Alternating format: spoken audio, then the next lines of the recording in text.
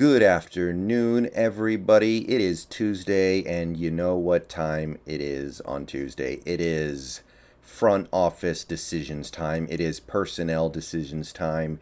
It's the time of the week where we take a look at where we stand in terms of the recent front office performance. I'm looking at the players that the Seahawks brought in. I'm looking at the players the Seahawks kept. I'm looking at the players the Seahawks let go. And I'm seeing how they're performing and what kind of an effect it's having on the team right now, and whether or not it can give us some indication of why we are currently sitting at 1-2 and looking like we might be in for a bit of a long season. So, we're going to start with the players who were Seahawks in 2020 who we brought back for 2021. And despite the disappointing start to the season, I can say one thing. This team definitely hit the right button when they chose to bring back one Chris Carson. Through 3 games, he has 46 touches. I know he got tweaked up a little bit against the Vikings, but he came back in and continued to play effectively.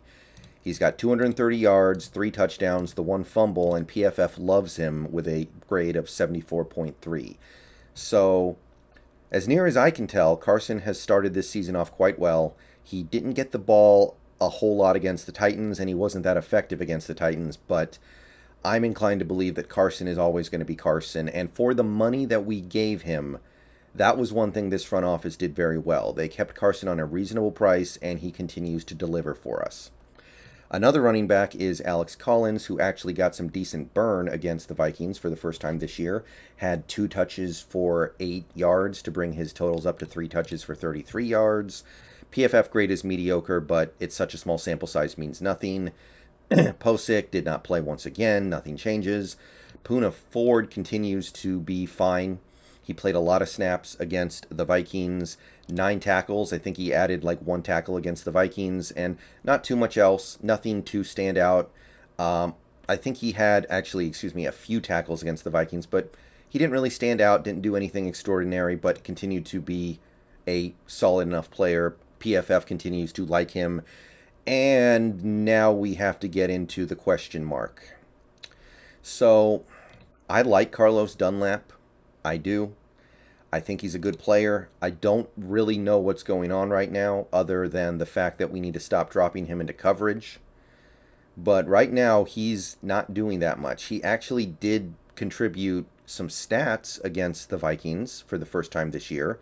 He played a decent chunk of snaps and had 3 tackles, and he deflected a pass. But I'm not seeing a whole lot from him in the pass rush department, and I'm not seeing a guy who justifies the money we gave him. So if you want to start really looking at the guys who we gave a big chunk of money who are currently not living up to it, I know PFF likes him, but we didn't pay Dunlap a bunch of money to be efficient. We paid him to be productive, and right now, I'm not seeing the production. I'm wondering about his age. I'm wondering about his getting paid syndrome. I'm wondering about a few things right now. But I will say this. I firmly believe it's a coaching problem and not a player problem. But regardless, no matter how you slice it, 3 games, 108 snaps, 3 tackles, no sacks, it's not good enough. And Benson Mayowa did not play against the Vikings, so no new stats. So, this is pretty good. The Carson thing is good. The Poona Ford thing is fine. We brought him back at a price that I think is fairly reasonable for what he's doing.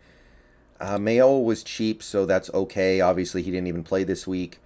But the Dunlap thing is starting to be an issue, and the Posick thing looms large. Not because of what he's doing, but because of what we don't have because we decided to bring back Posick. That's a problem. We might have somebody a lot better than Posick if we didn't re-sign Posick. Okay, now we move on to our free agency signings or trades. First up is Gerald Everett, who actually played quite well against the Vikings. He had, I think, 5 catches for 56 yards, and he caught every pass that was targeted his way. He's got a catch percentage of 90.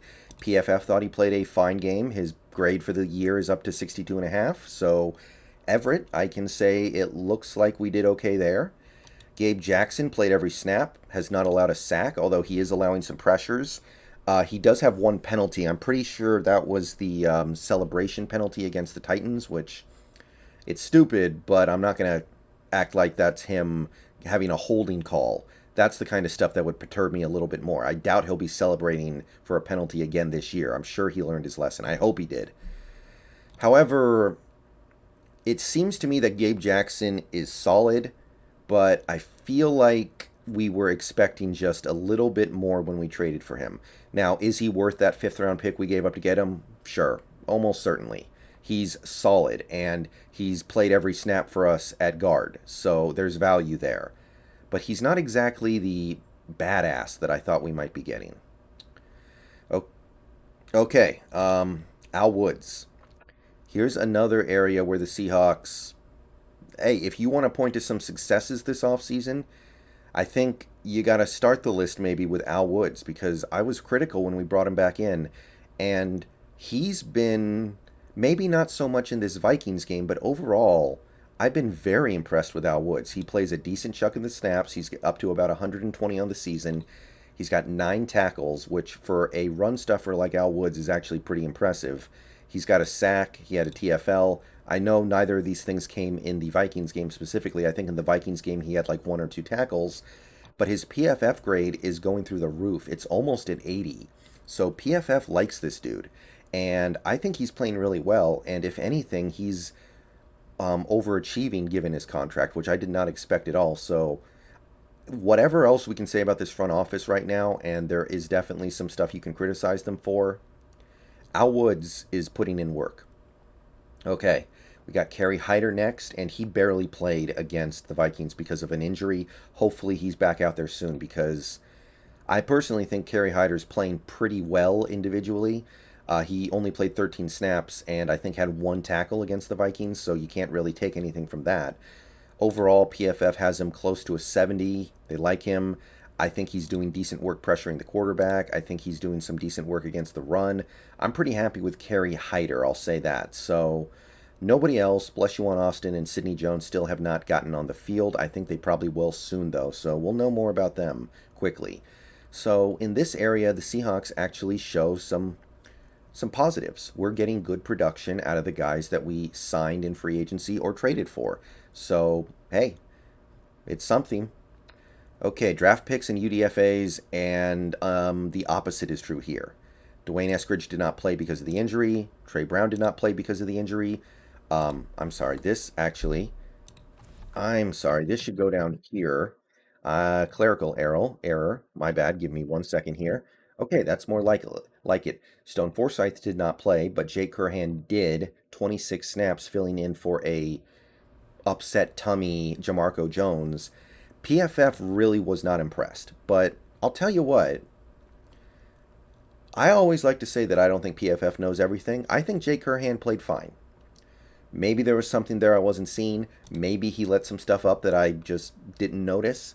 I thought Jake Curhan performed admirably for his first game, and while he wasn't super involved, I thought he held up pretty well. So I give my salute to Jake Curhan, but we are not getting anything out of our draft picks and rookies, and that might be part of the reason why you're just not seeing the wins that we were hoping for this year. Okay, finally, let's take a look at the players who departed our team in free agency in this most recent offseason and see what we're missing out on potentially. So, Shaq Griffin, he's playing every snap in Jacksonville. He grabbed like 5 tackles against the Cardinals. He's did not deflect a pass. He's got 2 pass deflections. By the way, for whatever it's worth, 2 pass deflections is more than our entire secondary combined through 3 games. Now, I'm still not going to say we should have brought Shaq back for all that money. He's allowed 11 receptions through 3 games and has a PFF grade of 58.4, which is very much slightly above replacement level. So I'm not seeing a whole heck of a lot here that I'm missing. As bad as our corners are, I don't see how Shaq Griffin would really be fixing things right now. I've had a couple people make that comment in my chats. Sorry, guys, I don't see it. Shaq Griffin is not good enough to overcome the BS that we're seeing right now with this secondary. Jerron Reed is another guy that I do not miss so far based off what I'm seeing from him in Kansas City. He did have 3 tackles against the Chargers, which is a season high for him. and he did play a decent chunk of the snaps, but he still not really getting to the quarterback. He's got no sacks. He's got one hit on the he had one hit on the QB against the Chargers, and PFF is really unimpressed. 48.6. I'd like to say that PFF doesn't know everything, but I must say it doesn't seem like Jarran Reed is being much of an impact player in Kansas City right now. He's taking up snaps, and he's not terrible, but I'm not seeing the impact. I'm not missing that dude. Al Woods seems like he's better than him. Brian Monet seems like he's better than him. Okay, KJ Wright is next, and there's not anything to say here because he basically did not play against the Dolphins. He played 9 snaps, I think. It might have been 11 snaps against the Dolphins, and that game went into overtime. So there were a lot of snaps to play. KJ Wright is basically being relegated to a pure backup role right now. He did not record a single stat against the Dolphins. I don't know if it was a matchup. I don't know what it was, but KJ Wright is basically a forgotten man as of this moment in the Las Vegas defense. His PFF grade is still good, but if he's only playing 10 snaps a game going forward, then I don't know how happy he's going to be with that. And finally, I added Carlos Hyde because a couple people pointed out I missed him. Now, Hyde's just a backup running back. I don't think anybody in Seattle misses Carlos Hyde and is like, oh, we should have re-signed him. He would have fixed all our problems. But for whatever it's worth, he's got 62 snaps under his belt so far in Jacksonville, 21 touches, 109 yards, which is pretty good, honestly. And his PFF grade's very good, 74.3, so pretty strong there. But backup running backs are a dime a dozen, and I don't think Carlos Hyde would be moving the needle for this team. And that's all I have for this video. I'm going to get out of here. There's going to be more videos later today for sure. Going to be a stream tonight. But that's how I'm looking at the front office performance last offseason. There's some stuff that I like, but I feel like part of the problem is that I don't like some of it enough. And some of the misses right now are really, really hurting. We're weak at center, we're weak at pass rush, and some of the decisions we made to retain certain players might be part of the reason why. See you guys later. Go Hawks.